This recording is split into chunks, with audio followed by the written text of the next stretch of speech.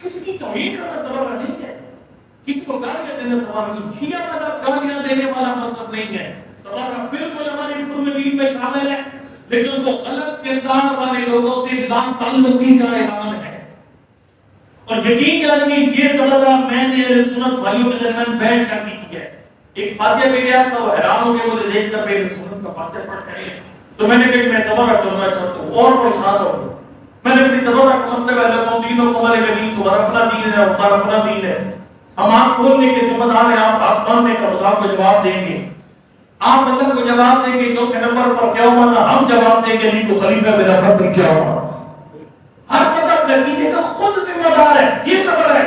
ہم آپ کے عقیدے کی ذمہ داری نہیں اٹھاتے، اپنے کسی عمل کی ذمہ داری نہیں اٹھاتے، ہم اپنے عقیدے کے بھی جواب دیں، اپنے عمل کے بھی جواب۔ یہ تو ہے تو میں کسی کو گالیاں دینے کا نام نہیں ہے۔ بالکل بات ہے کہ شیعہ مذہب گالیاں دینے والا مذہب نہیں ہے۔ پھر توہین کا مطلب کیا ہے؟ یہ توہین کی تعریف ہی نہیں کی گئی۔ اس توہین کے اندر بہت بڑا ابہام موجود ہے۔ میں مثال دیتا ہوں، اگر فرض کیجیے ایک تاریخی حقیقت بیان کی جاتی ہے، کیا اب پھر آپ اپنی کتابوں میں لکھی ہوئی باتیں، سرکار ایک جگہ پر کیس پیش ہوا تو انہیں رسالت کا پرچہ ہو گیا، اور دیکھیں نا کہ کتنا نقصان ہے ایک مبہم چیزیں کہنے کا۔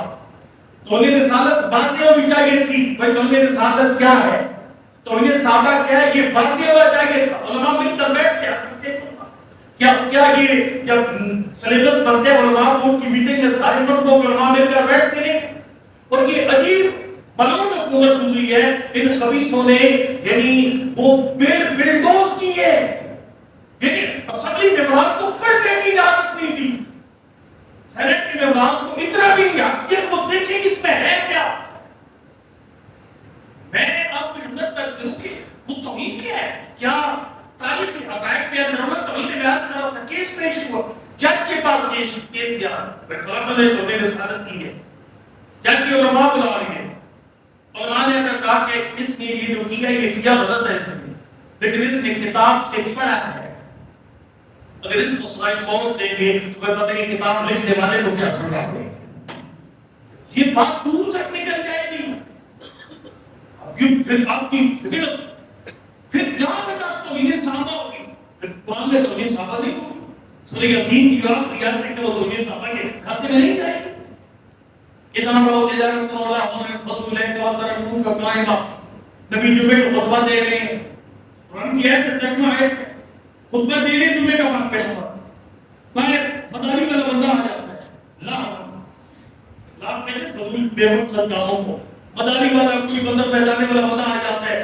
سرکار بہت بڑی تعداد میں لوگ جمعہ چھوڑ کر مداری دیکھنے چلے جاتے ہیں، اس میں جمعہ پڑھ گئے۔ اچھا پھر بعد کوئی ریڑا لگا دیتا، کوئی سبزی، کوئی فروٹ، کوئی سیل لگ جاتی، نبی خطبہ دے رہے کے لیے لوگ اٹھ کر اس کی ریڑی پہ جا کے کھڑے ہو جاتے ہیں۔ اب میں یہ آیت پڑھی جائے گی تو انہیں صحابہ آئے گی یا وہ آیت کدھر جائے گی؟ قرآن پاک کی دیکھیں نا یہ گڑے مردے اکھاڑ رہی ہے۔ میں جو پڑھتے ہیں میں کہتا ہوں کہ آپ کے بچے کی ذات بہ رہی ہے نا، اس کو چھپا کے لوگوں کے سامنے لے کر کیوں آتی ہے، ایسے کام کیوں کرتے ہیں؟ ہر بندہ اس بچے کی وہ کیفیت دیکھے۔ قرآن میں تو یہ صحابہ ہوگی، پورا قرآن جگہ جگہ پہ تو یہ صحابہ ہوگا، وہ آیت کدھر جائے گی؟ قرآن خدا منافقون کا کیا کریں گے؟ کیا وہ تو یہ صحابہ کے کھاتے میں نہیں چلی جائے گی؟ پھر وہ قرآن کی آیت کدھر جائے گی کہ نبی کی محفل میں اٹھنے والے جب سن کے خطاب، کچھ لوگ تو میں تماشا دیکھتے رہتے تھے، چھوڑ کے اکیلا چھوڑ کے چلے جاتے، کچھ لوگ سنتے تھے نبی کی بات لیکن اپنی وہ چکروں میں پڑے ہوتے تھے نبی کے سامنے، باہر نکل کر کہتے ماذا اللہ نے پتہ نہیں کیا کہہ رہا تھا، وہ پھر یہ پڑی جس ہے کیا گیا بھی تو یہ سوال تھا۔ پھر سیاستہ میں جگہ جگہ پر تو یہ ساتھ نظر آئے گی کہ توہین کا معنی واضح نہیں کیا گیا، اور اس کو میں کو ایک لفظ کر رہا ہوں، تاریخ کے عقائد بیان کیے جائیں گے وہ بھی تو نہیں صحابہ، ہم جناب سجدہ کا دروازہ کھلنا پڑے گا وہ بھی تو نہیں صحابہ۔ یہ واضح تو کرے نا کہ توہین کہتے کس پہ؟ کیا عقائد بیان کرنا توہین ہے؟ میں آپ کو بتاؤں اس کا ملک کو بہت بڑا نقصان ہو رہا ہے۔ اصل وہ لوگ جن کے ہاتھ میں یہ سارے امور ہیں وہ ہوش کے نام خود لیں۔ آپ میں نے بڑے تجربے اس ملک کے ساتھ کر چکے ہیں، کبھی سپاہی یزید کھڑی کی، کبھی ایم کو کھڑا کیا گیا، کبھی TLP بھی کھڑی کی ہے. یہ بڑے تجربے ملک پہ آپ کر چکے ہیں اور ہر تجربہ آپ کے اپنے گلے پڑا ہے. اور یاد ہے جیسے جب قائد محترم فرمایا کرتے تھے 90 کے اس دہائی میں، وہ فرماتے تھے کہ اسے ہمارے لیے جو لوگوں نے پالے ہیں نا، یہ کل تمہارے اپنے گلے پڑیں گے. اور وہ بڑے پھر گلے میں یہ 9/11 کے بعد وہی لوگ جو ہمارے خلاف پالے ہوئے تھے انہوں نے پالنے والوں کو بھی کاٹا. مشکلات ہوئی، کتنے تجربے کریں گے. میری گزارش ہے لوگ ملک کے ذمہ دار ہیں، جن کے اشارے پر بل سائڈ لائن ہو سکتے ہیں، یہ بل واپس کرائیں، اس کے بڑے نقصانات ہیں. آپ کے ملک کا ویسے ہی حال کوئی نہیں ہے. یعنی لا قانونیت کا راج ہے آپ کے ملک میں. یہ جو کل کچھ واقعہ کوئی عیسائیوں کو میں بتاؤں آپ کو، اگر توہین کا معنی واضح نہیں ہے اور پھر ملا اس توہین کے لفظ کا غلط استعمال کرتا ہے.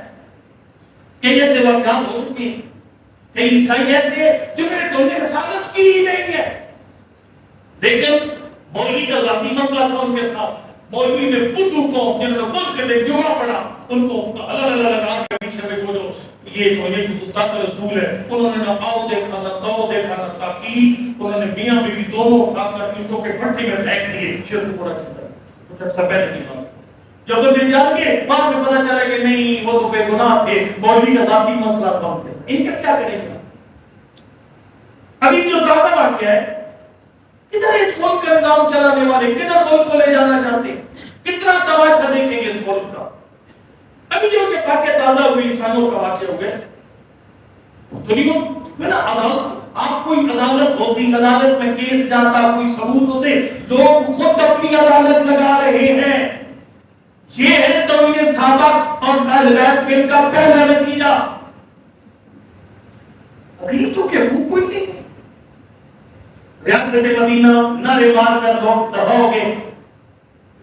کیا ہے ریاست مدینہ؟ کون سا اسلامی ملک ہوتا کہ اسلامی ریاست کہتے کس کو ہے؟ کبھی سوچا آپ نے؟ اور ایک اعلان ہوئے جب شہادت ہوئی نا، شام میں یہودی تھانے والے لوگ میں علی ابن طالب کی شہادت ہو. تو کسی نے کہا تو یہودی ہے، تو تیرا علی سے کیا لینا دینا؟ اس نے کہا میں نے ایک دن علی کی عدالت دیکھی. میں کوفہ میں گیا تھا سامان بھیجنے کے لیے شام سے. میں مسافر تھا، کوفہ والوں نے میرا سارا سامان لوٹ لیا. میں حارث بغدادی کے پاس گیا، میں نے علی کی عدالت کے بیٹے چرچے سنے. علی کے شہر میں لٹ گیا.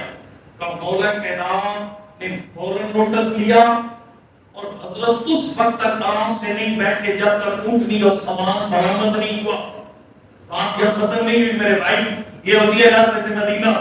یہودی کہتے ہیں امیر المومنین میرے پاس کھڑے ہو گئے، پاس کھڑے ہو کر سارا سامان بکوا کر مجھے باعزت خوب سے رخصت کیا. اہل بیت کا مطلب اور الحمدللہ اس لیے ہم کو امن قوم ہے، اس لیے ہم کو امن قوم ہے. اور یہ 100 لاشیں اٹھائی ہیں لیکن کسی کے درخت کا ایک پتا نہیں ٹوٹا، کسی کے شیشہ تک نہیں ٹوٹا. کیلوں کی ریڑھیاں ٹوٹنے والوں کو کیا پتا تنور سے رسالت کیا ہے، تو انہیں صحابہ کیا ہے، تو انہیں اہل بیت کو کیا پتا. لہذا میں یہ مطلب کرتا ہوں یہ اس طرح کے یہ وہ لوگ جنہوں نے پہلے مختلف طریقوں سے پہلے دہشت گردی کا کے فلم کی، شیعہ حضرات کی، وہ کلام کو چن چن کے مارا، بیوروکریٹس کریم جو شیعہ کو چن چن کے مارا. پھر وہ کچھ حملوں کا سلسلہ شروع ہو گیا. جب ہر طرف سے معلوم ناکام ہو گیا اور ہمارے علماء کی حکمت عملی کی، ملی احتیاطی کونسل بنوا کر قائد محترم نے ان دہشت گردوں کو گندگی کے ڈھیر پر پھینک دیا. وہ ہر طرف سے ناکام ہو گئے اور آپ اس وقت اس ملعون حکومت کی اپنا سہارا لے کر انہوں نے یہ حفاظت کی ہے بل بنی. لیکن میں آپ کو دعوے سے کہہ رہا ہوں یہ بل ہم انشاءاللہ اسی بل میں پھینکیں گے جہاں سے یہ نکلا ہے. نہیں یہ ہو ہی نہیں سکتا. ہم ہمارے محمد کے ماننے والے ہم اس سے تو صدا کا نعرہ لگائیں گے یکم ربیع الاول کا، تو اس سے پہلے بل فارغ نہ ہوگا تو. اور یہ کر سکتے ہیں جن کی جو اصل اس ملک کو چلا رہے ہیں وہ یہ کام کر سکتے ہیں. ان کے ایک اشارے پر بل واپس ہو سکتا ہے، اور اس کے خلاف ہم نے بل واپس کر لیں. مگر نہ ہم 1980 والی دور میں ہے اور ہمارے جذبے اس وقت بھی موجود ہیں اور ہمارے قائد محترم اور ذاکرین نے سب نے مل کر آواز بھی دے دی ہے. آپ کی بھی ذمہ داریاں میں بتاؤں گا. 2 ذمہ داریاں میں بتاؤں. پہلی ذمہ داری بلکہ 3 ذمہ داریاں بیان کروں گا. سب سے پہلی ذمہ داری سوشل میڈیا کا انتہائی محتاط استعمال کریں. جس طرح قائد محترم نے فرمایا آپ اس دل سے چڑھ کر اہل سنت کو نشانہ نہ بنائے سوشل میڈیا کا. مناظرہ ماحول پیدا نہ کریں. وہ چاہتے ہیں کبھی اس لیے آگ لگی شیعہ سنی کی آپس میں. آپ نے کام نہیں کرنا. جوانوں اپنے خاص طور پر فیس بک کا استعمال انتہائی احتیاط سے کرنا ہے. میں نے کہتا ہوں فیس بک پر ایک بھی چیز کو ٹرینڈ بناؤ. یکم ربیع الاول سارے قافلے سے بناؤ. ہم اسی ٹرینڈ پر چھوڑ دیجیے ساری باتوں کو. آپ کو جتنا بھی لوگ اکسائیں جتنا بھڑکائیں آپ کو وہ ملعون فرقہ پرست بھڑکائیں آپ نے نہیں بھڑکنا. آپ نے ایک ہی بات ذہن میں رکھنی ہے یکم ربیع الاول یکم ربیع الاول یکم ربیع الاول. اور پھر دیکھیں نا امام صراط علیہ السلام نے ایک جملے میں یزید کا تکبر خاک میں ملائے کہ یہ سفر کیا پہلے تیرے جان میں جب فرمایا یہ بدت تو اللہ ہمارے آزاد کرتا غلاموں کی اولاد. اتنے ذوق سے کہوں گا تمام سجادے حضرت کا پورا جو کافر تھا وہ مستحق تھا. آپ کے پاس عبادت قائم کرنی ہے. بہت کمال قرآن کا لاجواب قرآن کا پڑھو. اور وہ شیعہ کے اندر بھی جو گندے انڈے جو شیعہ کی عبادت کے خلاف ہے ان کو چو رہا ہے. وہ خالی جس طرح مکھی نہیں بیٹھتی زندگی پر کوئی پوائنٹ پہ جا کر بیٹھ کے سوشل میڈیا پر اچھال رہے ہیں. آپ نے بالکل تیش میں نہیں جانا. قائد محترم کا حکم ہے. بلکہ میں بڑے کی بات کرتا ہوں آپ کو ہم آج پہ گئے تھے 2014 میں. آج سے جب واپس آنے لگے میرے مسجد کے ضرور صاحب کو بتانے لگے انہوں نے کہا بھائی صاحب آج پہ کچھ ناخوشگوار واقعات بھی ہوئے ہیں. چاہے اپنے اکٹھے ملتے رہتے بات تسلیاں بھی ہو جاتی ہیں لیکن قبلہ نے فرمایا حاجی صاحب جب گھر جاؤ گے نا حج کی خوبیاں بتانی ہے. حج کی بری باتیں نہیں بتانی. ادھر کے غلط ہاتھ سے بیان نہیں کرنے. ٹھیک ہے نا چھوڑ دیجیے. ایک آدھ مس ہے اگر ان کا ہوگا ہم نے ایک ہوگا تقریر الحمدللہ صاحب ہے علماء صاحب ہیں اور اچھا پیغام کیا. بہت اچھا پیغام کیا. پیغام جہاں جانا تھا وہاں تک پہنچ بھی گیا. اور میرا ایمان ہے انشاءاللہ اس ملک کے جو اصل ذمہ دار ہے جن کے ہاتھ میں بات ہو ہے یہ کٹپوتریاں باقی جو فضول ہے جن کے ملک میں سب کچھ ہے وہ ملک سے بتا دیں اور انشاءاللہ وہ موقف لے کر اس بل کو روکیں گے. لیکن اگر اس بل کو نہ روکا گیا تو پھر ہمیں 1980 والا منظر پھر دوہرانا ہے. تیاری کرتی ہے. اور ایک آخری بات میں کروں مجھے ڈر بھی کسی کا کوئی نہیں ہے. صاف سامنے کہہ رہا ہوں خدا را 2 چیزوں سے قوموں کی عزت بنتی ہے. ایک پیسے سے بنتی ہے وہ اپنی کوئی بنانی تجھے پتا ہے اس کو چھیڑتا ہی ہے. دوسرا ووٹ سے بنتی ہے. میں نہیں کہتا فلاں کو ووٹ دو فلاں کو نہ دو. میں اتنی بات کہتا ہوں خالی آپ کے پاس جو بندہ بھی ووٹ مانگ رہے ہیں آپ سے ڈبل میٹنگ کریں. کیونکہ شیخ حسن کا بیٹھے ادھر کے قائد محترم بیٹھے اور ریاض سے بیٹھے ان بزرگوں کے کہنے کے علاوہ ہم کسی کو ووٹ نہیں دیں گے. جب ان کو پتا ہوگا نا لیڈر کو ووٹ لینے ہیں ریاض سے اور میں پھر قائد صاحب کے سامنے جانا پڑے گا پھر وہ آپ کے خلاف کسی بل کا حصہ نہیں بنے گے. دعا کے خالق کے خلاف ہم سب کو مل کر حسینیت کے جو تھوڑا مشکل وقت ہے البتہ یہ مشکل وقت جو ہے نا یہ بہت بڑا ایک ہمارے لیے نعمت خدا ہے. وہ معلوم تو سمجھ رہے ہیں نا مولا سجاد میں جب اس کی موت کی دھمکی دی تھی نا شہادت کی سرکار نے فرمایا سنہ کرامت میں شہادت بے وقوف کے ساتھ شہادت تو ہمارے لیے اعزاز ہے. یہ ان خبیثوں نے جو حرکت کی ہے نا اس حرکت نے الحمدللہ شیعہ قوم کو اکٹھا کرا دیا ہے. یعنی جو کام سوچا بھی نہیں جا سکتا تھا ذاکرین علماء سارے ایک پیج پر الحمدللہ آگے ہیں. ہم اس بات کو قائم رکھنا ہے انشاءاللہ.